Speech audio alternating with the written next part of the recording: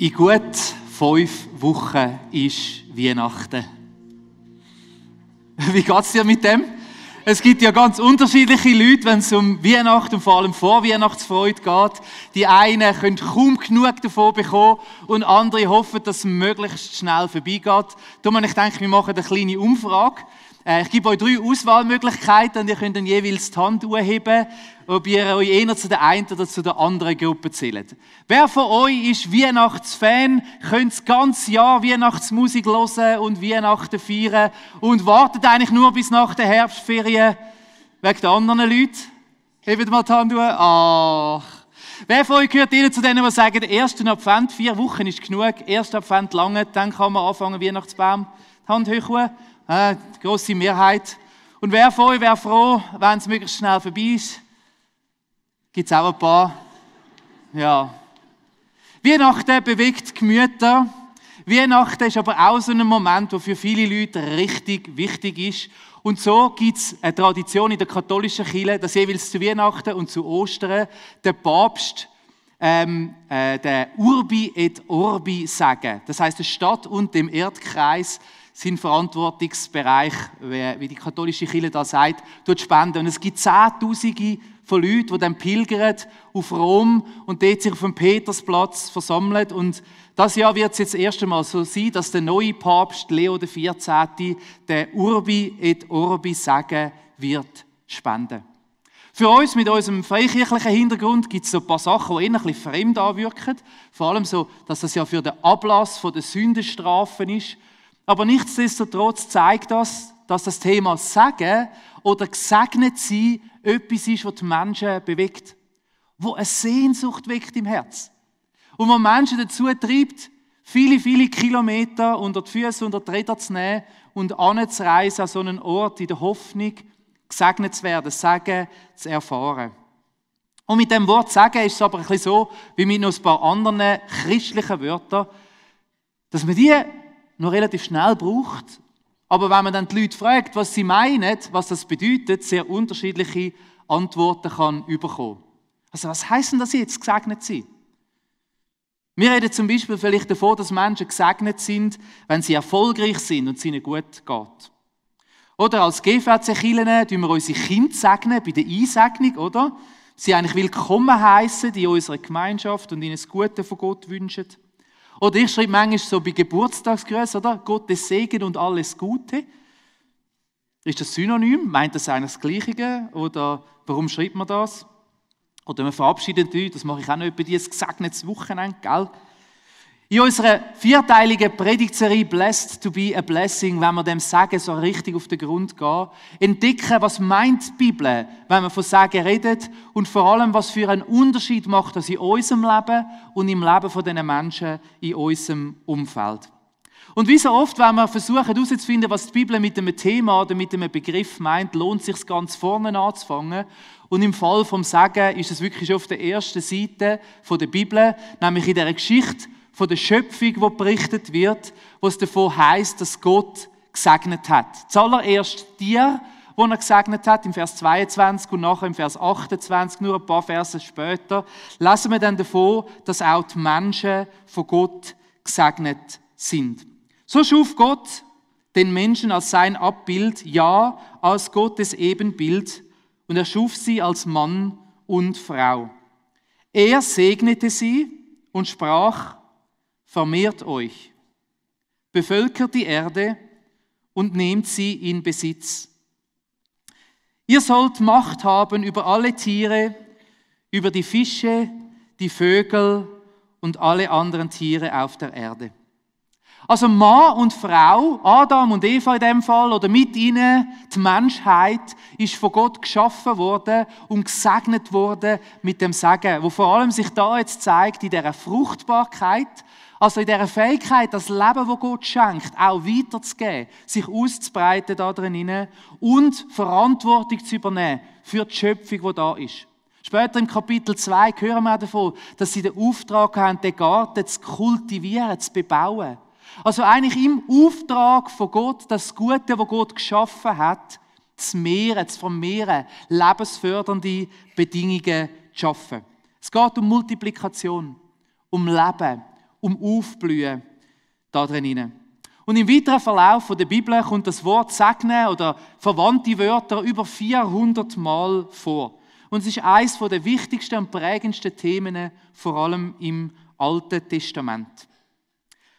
Jared Rimala vom Bible Project schreibt über das: Bei Gottes Segen geht es um das Gedeihen und die Vermehrung des Lebens. Und Gott teilt seine Fähigkeit, Leben zu spenden mit anderen und lädt sie ein, sich mit ihm an der Ausbreitung des Segens in der ganzen Schöpfung zu beteiligen. Und wenn wir dann ein bisschen weiterlesen im ersten Buch Mose, also am Anfang der Bibel, dann kommen wir schnell zum Abraham, zu einer wichtigen Figur, einer von den Stammvätern von dem Volk von Israel, und er hat von Gott einen ganz besonderen Zuspruch bekommen. Das heißt nämlich im Kapitel 12, Vers 2 und 3, und ich will dich, Abraham, zu einer großen Nation machen. Ich will dich segnen und ich will deinen Namen groß machen. Und du sollst ein Segen sein. Der Vers hat uns inspiriert zu dem Titel Blessed to be a Blessing auf Englisch oder eben auf Deutsch. Gott möchte Menschen segnen, damit sie zum Segen werden können für andere. Der Abraham hat den Auftrag, den Zuspruch von Gott bekommen, dass das Gute, das er in seinem Leben erlebt, ihn soll gut tun und soll ein Weg sein, wie er Gott kann, alle Menschen, das heisst alle Völker, alle Nationen segnen, ihnen gut zu tun da drin. Also, die Güte von Gott soll geteilt werden, soll sich multiplizieren. Auf Hebräisch heisst Segen Barach, oder Baracha ist das Segnen, und es beschreibt meistens die Lebensfülle. In der Wuppertaler Studienbibel heißt es, der Segen, den Gott den von ihm geschaffenen Lebewesen zuspricht, ist die Kraft, die ihnen Fruchtbarkeit, Mehrung und Fülle verleiht. Das sind richtig coole Wörter, nicht? Der mit dem hebräischen Wort verwandte Begriff hat die Grundbedeutung sich ausbreiten. Der Segen wäre dann die Fruchtfülle, der reiche Ertrag, die Ausbreitung, die Zunahme, das Gedeihen. Segen, das ist ein bisschen später dann, ist die Zusicherung der Bewahrung und des Schutzes, der Zuspruch der Gnade und das Geschenk des Friedens. Wenn wir es im Alten Testament von Segen lesen, dann geht es meistens darum, das Gute, das Volle, das Wahre, das schöne Leben und das gelingende Leben zu beschreiben. Sehr oft stehen dabei Begriffe wie eben Fruchtbarkeit, Erfolg, Frieden und Schutz im Zentrum. Gesegnete Menschen haben Erfolg bei der Arbeit, viele Kinder, eine grosse Herde, Schutz vor Finden, Gesundheit und Anerkennung und Bedeutung. Wir können also sagen, der Segen beschreibt das gute Leben. Und mir ist das in den Sinn gekommen, dass unsere GVC-Vision auch das mit aufnimmt. Wir träumen davon, dass Menschen Gott begegnen können und dass ihr Leben zum Blühen kommt. Und für mich wäre Segen und Blühen so etwas, was ich mir darunter vorstelle. Wenn ich daran denke, was Gott für uns, für dich und für mich möchte, was seine Gedanken über unserem Leben sind, dann ist es, dass unser Leben aufblüht. Dass wir ein volles, ein reiches, ein gutes Leben haben können. Und ich würde behaupten, so ein gesegnetes Leben, wie wir da lesen, das wünschen wir uns doch alle, oder nicht? Ich glaube, das wünschen sich alle Menschen auf dieser Welt. Stellt sich die grosse Frage, warum ist das nicht überall so? Ja, wenn das ja Gottes Plan ist, warum ist dann nicht alles Friede, Freude, Eierkuchen? Ich meine, da bei uns gibt es viel Schwieriges, viel Leid, viele Herausforderungen. Und dann schauen wir mal in die Welt hinein, an andere Orte, wo es den Menschen noch ganz anders geht. Und man fragt sich, wenn doch das Gottes Plan war, die Lebewesen zu segnen, und der Abraham sollte ein Segen sein für die Nationen und die Völker, wieso läuft es dann nicht einfach rund da bei uns? Das liegt eben daran, dass es beim Segen so eine entscheidende Grundbedingung gibt, so einen Zusammenhang, der da spielt. Und der Segen steht in einem direkten Zusammenhang zu der Verbundenheit mit Gott und zum Vertrauen in seine Anordnungen und Weisungen. Schon ganz am Anfang bei Adam und Eva haben wir gesehen, dass es für sie wichtig war, Gott zu vertrauen. Vor allem auf Gottes Definition davon, was gut und was schlecht ist, was gut und was böse ist. Und in dem Moment, wo Adam und Eva sich gelöst haben von dem und von dieser Frucht, vom Baum, von der Erkenntnis von Gut und Böse genommen haben und eigentlich wollen anstelle von Gott entscheiden, was eben richtig und falsch ist, also autonom sein, unabhängig von Gottes Gedanken und Weisungen, in dem Moment ist der Schöpfungssegen zerbrochen. Schon im 3. Kapitel der Bibel kommt etwas drin hinein und die Menschen müssen leben mit den Konsequenzen von ihrer Entscheidung. Und das heisst, dass eben ihres Schaffen und auch in die Fortpflanzung plötzlich mit Mühe beladen war. Mit Leid, mit Schmerzen und mit Herausforderungen. Aber auch später, wo Gott seinen Bund mit den Menschen und mit einzelnen Menschen oder Gruppen von Menschen erneuert, sehen wir immer einen direkten Zusammenhang vom Vertrauen in Gottes Gedanken zum gesegnet sein und gesegnet werden. Zum Beispiel im 5. Mose 28, was heißt: Der Herr, euer Gott, wird euch zum bedeutendsten aller Völker machen, wenn ihr wirklich auf ihn hört und nach all seinen Geboten lebt, die ich euch heute gebe. Wenn ihr ihm gehorcht, werdet ihr seinen ganzen Segen erfahren. Und dann kommt ein riesiger Abschnitt, wo Gott einfach zuspricht und sagt, was alles für Gutes, Erfolg und Fruchtbarkeit und grosse Herde und Schutz und alles, was ihr braucht und Anerkennung und Ruhm spricht er ihnen zu. Wenn ihr wirklich auf ihn hört und nach all seinen Geboten lebt. Und dann im Vers 15 kommt aber die Kehrseite von dem Zuspruch. Das heißt, wenn ihr aber nicht auf den Herrn, euren Gott, hört und nicht all seine Gebote und Ordnungen befolgt, die ich euch heute gebe, dann wird sein Fluch euch treffen. Menschen, die sich von dieser lebensspendenden Nähe von Gott entfernen, erfahren die dunkle und schwere Realität von Mangel, Einsamkeit und Tod. Und die Bibel sagt dem Fluch. Wenn Gott also die Menschen sich selber überlässt, wenn die Menschen selber für sich entscheiden können, dann gewinnt oft der Egoismus. Und dann stellt man sich selber ins Zentrum und man fängt an, für sich zu schauen und andere abzuwerten. Und so entsteht eben Leid und Schmerz und Herausforderung. Aber ist ja easy, oder? Also, wenn man sich Mühe gibt, dann läuft es gut. Wenn man sich nicht so Mühe gibt, dann läuft es schlecht. Also reissen wir uns einfach alle ein bisschen zusammen, geben uns ein bisschen Mühe, oder? Fangen wir doch jetzt gerade damit an und dann wird es gut in unserem Leben. Es ist alles einfach, oder? In der Theologie sagt man dem Tun-Ergehen-Zusammenhang. Also wenn man im Alten Testament so Texte liest, dann denkt man ja, je nachdem, wie man sich eben verhaltet, so geht es einem dann auch. Oder? Dann wird Gott ein bisschen zum Samichlaus. Kennen Sie, der kommt auch schon bald. Und die braven Kinder, die kommen Geschenke über, feine Nuss und Birnen und Lebkuchen und weiss ich was alles. Und die bösen Kinder, die nicht aufgepasst haben, die kommen die Ruten über oder im schlimmsten Fall landen sie im Sack vom Schmutzli.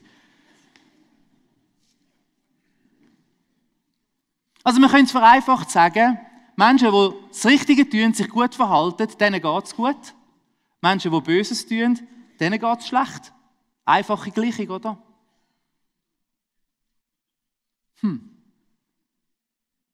Auch wenn in diesem Zusammenhang viel Wahres da ist. Ja, unsere Entscheidungen haben Einfluss darauf, wie unser Leben verläuft. Und logisch, wenn wir schlechte Entscheidungen treffen, müssen wir uns nicht wundern, wenn es Konsequenzen hat. Aber trotzdem zeigt ein Blick in unser eigenes Leben, vielleicht das Leben von Menschen, wo wir mit ihnen unterwegs sind, oder einfach allgemein in das, wie es den Leuten geht, dass es doch ein bisschen vielschichtiger und komplizierter ist. Weil sonst müsste es ja so sein, dass es allen Christen auf dieser Welt materiell, erfolgsmäßig, gesundheitlich, mit allem, was sie haben, blendend müsste gehen, oder? Das müssten ja die gesegnetsten Leute auf der ganzen Welt sein. Und umgekehrt dann alle anderen, die egoistisch und gemein und böse sind, denen müsste es so richtig schlecht gehen. Aber die Realität zeigt, dass es eben ein bisschen anders ist. Und das ist schon immer so gewesen. Schon im Alten Testament sehen wir beides. Wir sehen die Texte, die Zuspruch geben und sagen, hey, richte dein Leben nach Gott aus und nach seinen Geboten, weil es hat einen guten Einfluss auf dein Leben.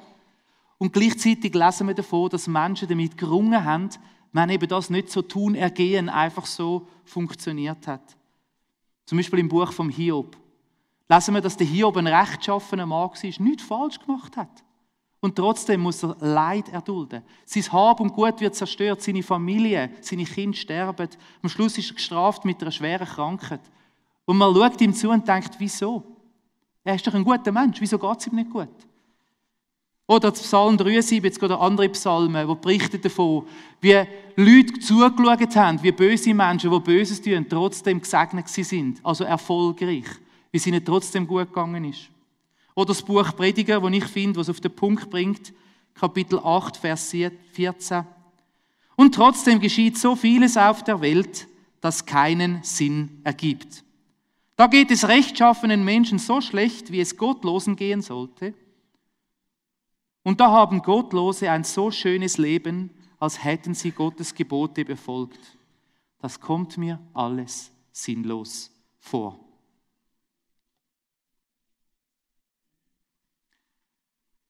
Mit dem Sagen ist es ein bisschen schwieriger als so eine einfache Gleichung. Ja, gibst dir ein bisschen Mühe und dann kommt es gut im Leben, würde ich vermuten lassen.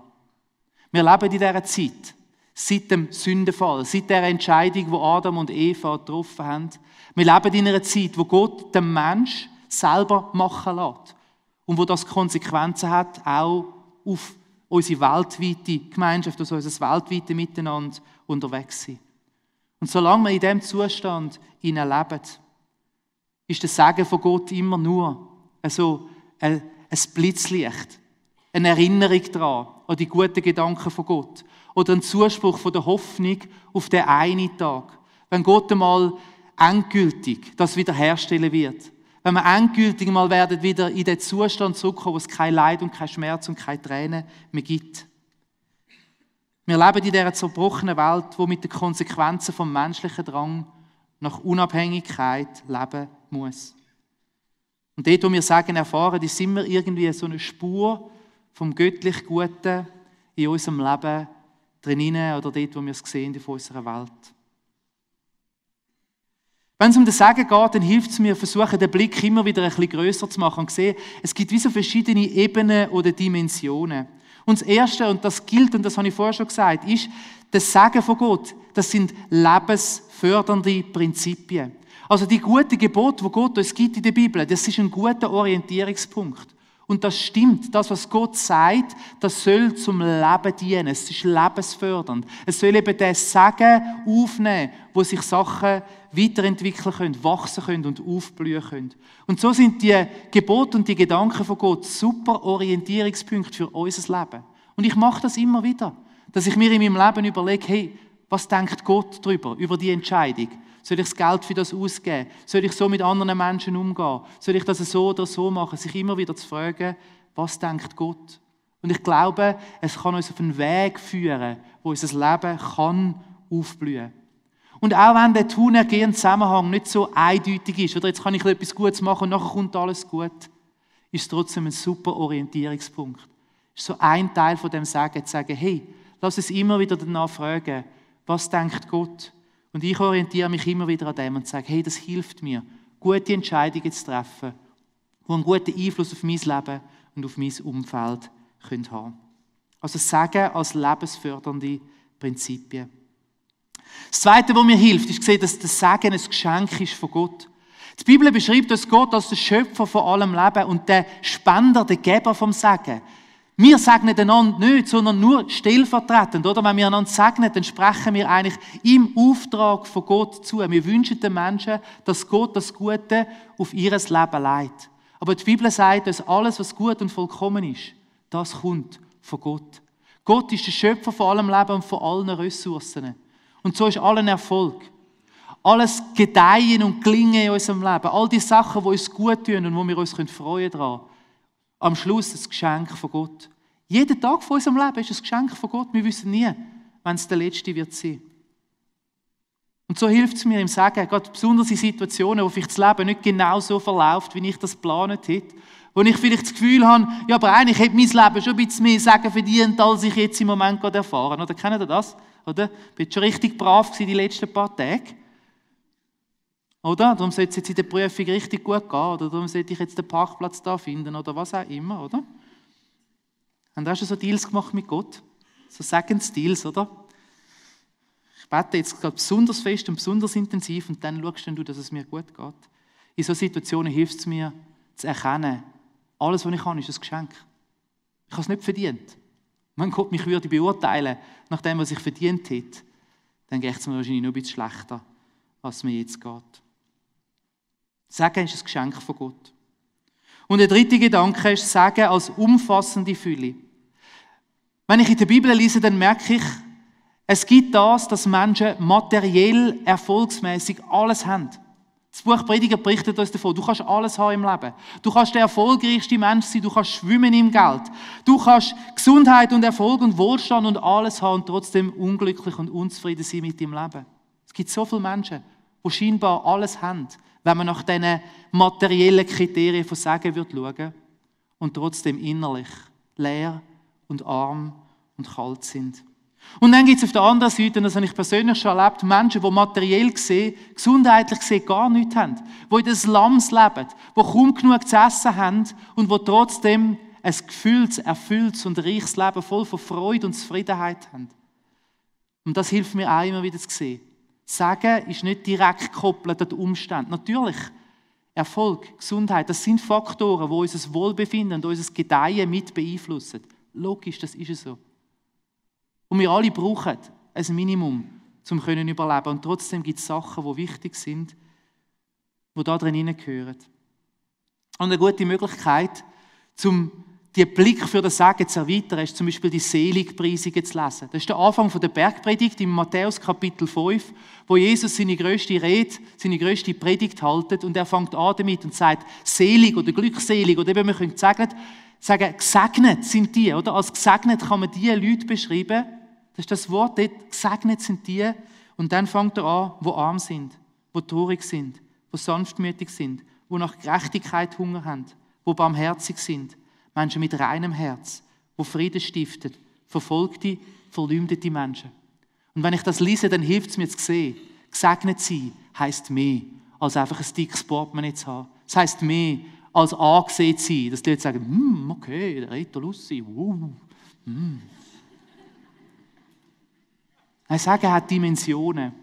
Die Zufriedenheit, die Fülle im Leben, das Gedeihen hat Dimensionen, die nicht direkt gekoppelt sind an diese Sachen. Und darum möchte ich euch heute Morgen 3 so Impulse mit auf den Weg geben, wenn es darum geht, das Thema Sagen auch im eigenen Leben zu entdecken. Und das Erste ist, das Sagen immer wieder neu bei Gott zu suchen. Es gibt so viel auf dieser Welt, wo uns das verspricht. Erfolg, Gedeihen, Ansehen, Anerkennung. Hey, da gibt es Bücher, da gibt es seitenweise Organisationen und Institutionen, angefangen bei Konsumgütern, über Beziehungen und Romanzen, bis hin zu so spirituellen und pseudopsychologischen Ratgebern, die uns sagen, die 3 Tipps zu einem glücklichen und erfüllten Leben. Es gibt so viel, wo uns verspricht, dass unser Leben aufblüht, wenn wir das jetzt noch haben oder wenn wir das noch machen. Und ich versuche mich selber immer wieder daran zu erinnern. Gerade dann, wenn es mich zieht. Gerade dann, wenn ich vielleicht eben so das Loch oder die Sehnsucht nach dem Sagen in meinem Herzen wahrnehme, sage ich, suche bei Gott. Ich gehe bei Gott suchen, weil er ist die Quelle vom Sagen. Er ist der gute Gott und aus seiner Güte heraus beschenkt er die Menschen. Er ist der Schöpfer. Ich bin das Geschöpf. Gerade in solchen Situationen ganz bewusst Zeit mit Gott zu verbringen, Gottes Nähe zu suchen, den Blick von Gott verändern zu lassen, auf mein eigenes Leben, darauf, was Sagen ist oder eben auch noch könnte sein und versuchen, dass er mir helfen kann, zu sehen, wo ich stehe und wie gut es mir geht in meinem Leben. Sagen, bei Gott suchen. Das Zweite ist, Sagen dankbar und demütig empfangen. Das Zweite, was ich oft mache, ist mir immer wieder ins Bewusstsein zu rufen, dass Sagen ein unverdientes Geschenk ist, das Gott mir schenkt, dass es mir so gut geht. Für das kann ich nichts dafür. Ich kann mein eigenes Leben nicht machen. Es ist Gott, der mir das Leben schenkt und all die Ressourcen und alles, was ich habe, ist ein Geschenk von Gott. Und es hilft mir, den Blick immer wieder auf diese Sachen zu richten und zu sagen, ich bleibe demütig und dankbar für das, was Gott mir schenkt. Wir Menschen haben nämlich eine Eigenart, dass wir so schnell vergessen, dass Gott der Schöpfer ist und so schnell das Gefühl haben, dass wir selber aber schon etwas verdient haben. Und ich glaube, in der Schweiz ist das eine von unseren grössten Schwierigkeiten, die wir haben. Dass wir das Gefühl haben, eben weil es uns so gut geht, das sei unseren eigenen Verdienst. Im 5. Mose 8 hat Gott den Israeliten Folgendes gesagt.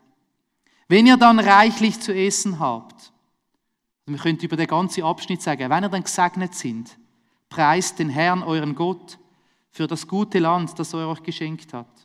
Hütet euch davor, ihn zu vergessen und seine Gebote, Weisungen und Ordnungen zu missachten, die ich euch heute weitergebe. Denn das könnte geschehen, wenn ihr genug zu essen habt, schöne Häuser baut und bewohnt, wenn eure Herden wachsen und ihr reich werdet an Gold und Silber und anderen Gütern. Dann könntet ihr überheblich werden und den Herrn, euren Gott, vergessen. Wie oft passiert uns das? Wie oft passiert mir das in meinem Leben? Hey, ich bin ein Gebetsheld, wenn ich etwas brauche, oder? Kennt ihr das? Wenn du in der Not bist, leck, wie ich dann beten kann. Oh, mit Leidenschaft und mit Inbrunst und Ringen mit Gott.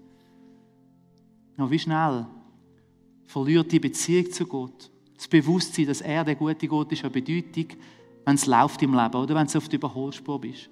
So viel anders. Das nämlich könnte geschehen.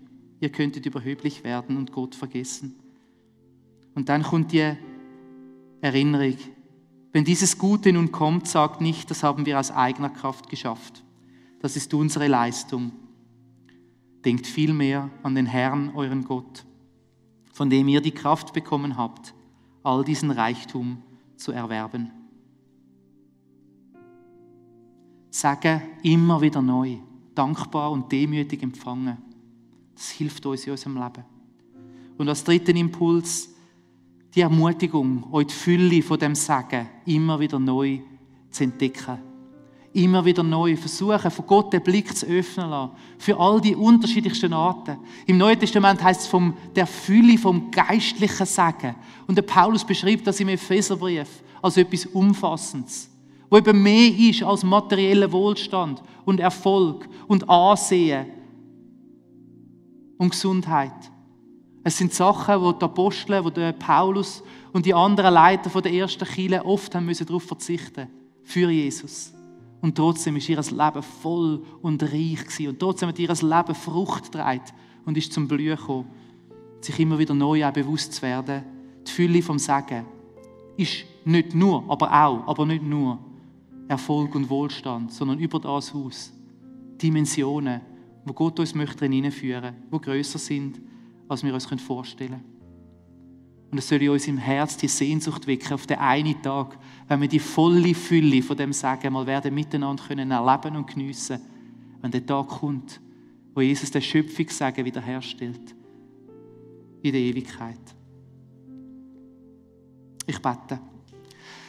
Vater im Himmel, mein Herz ist voll von Dankbarkeit in so einem Moment wie jetzt, wenn ich mir wieder in Erinnerung rufe, wie gut dass es uns da eigentlich geht. Und ich weiss, es gibt auch bei uns Menschen, die leiden. Es ist so. Es gibt so viel Schwieriges auf dieser Welt. So viel Schmerz, so viel Leid, so viel unerfüllte Hoffnungen und Träume.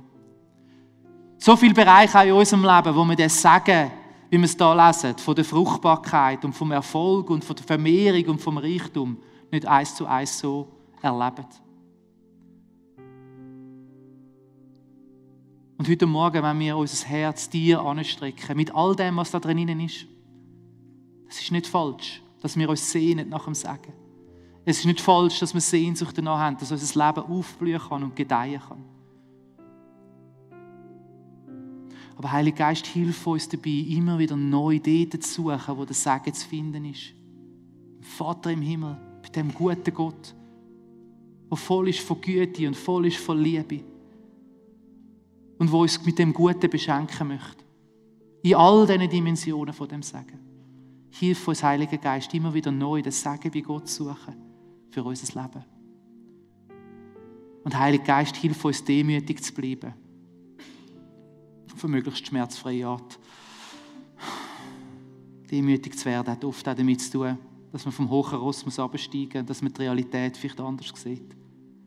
Hilf uns, ein Herz zu bewahren, das voll ist von Dankbarkeit und von Demut, dass wir nicht überheblich werden, dass wir uns nicht einbilden darauf, wer wir sind, wo wir geboren sind und was uns gelingt oder nicht gelingt, sondern dass wir es sagen als ein Geschenk von dir dürfen sehen.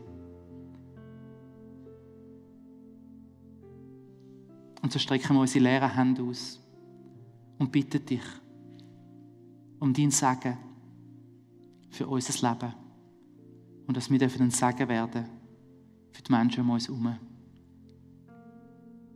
Amen.